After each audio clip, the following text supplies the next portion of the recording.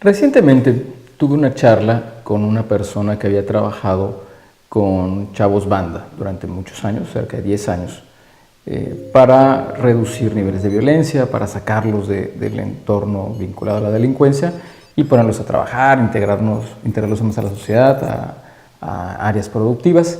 Y yo platicaba con él y le preguntaba cómo veía las estrategias del gobierno para combatir la delincuencia, el crimen organizado, para reducir la violencia, ¿no? Y cuál era su visión desde esa perspectiva de trabajar en los barrios, ¿no? En el caso de ciudades grandes.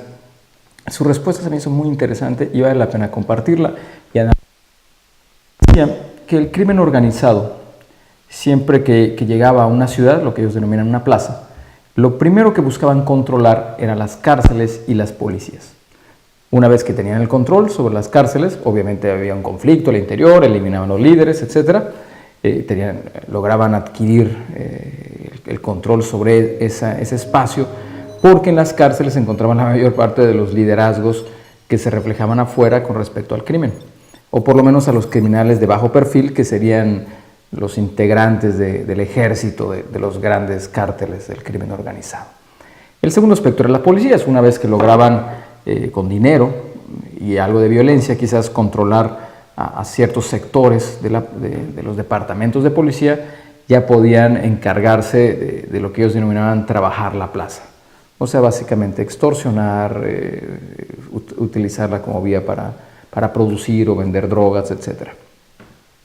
Estos dos elementos que esta persona me respondió en 5 minutos, me mostraba con mucha claridad cómo las estrategias respecto al crimen organizado y cómo disminuirlo pasa claramente por la investigación, el análisis y lo que se denomina en seguridad la inteligencia.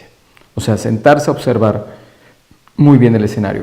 Las cárceles es un elemento que yo escucho muy poco en el discurso político con respecto a la seguridad. Discutir el fenómeno de las cárceles, analizarlas, ver de qué manera convertirlos en un entorno distinto es algo que se escucha muy poco y es fundamental, es estratégico. El segundo punto sigue siendo las policías. La policía en México se convirtió en una gran simulación de seguridad a partir de los años 80, cuando se convirtió en una herramienta para extraer recursos y llevarlos hacia la cúpula política. Algo sumamente perverso. Lamentablemente todavía es una realidad. Y esta persona claramente lo ve. Hay que transformar las policías. Eso significaría que la élite política tendría que renunciar a los recursos muy mal habidos que vienen por ahí y convertirlos en un sector laboral para las clases medias. Y de esa manera protejan y tengan una distinta y efectivamente no sea para obtener. De la misma forma, la cárcel eventualmente tendrá que ser ese sueño de reinserción social del cual se encuentran profundamente alejados actualmente. Sin duda, esos son dos aspectos fundamentales de este problema tan complejo que es la seguridad pública. Gracias.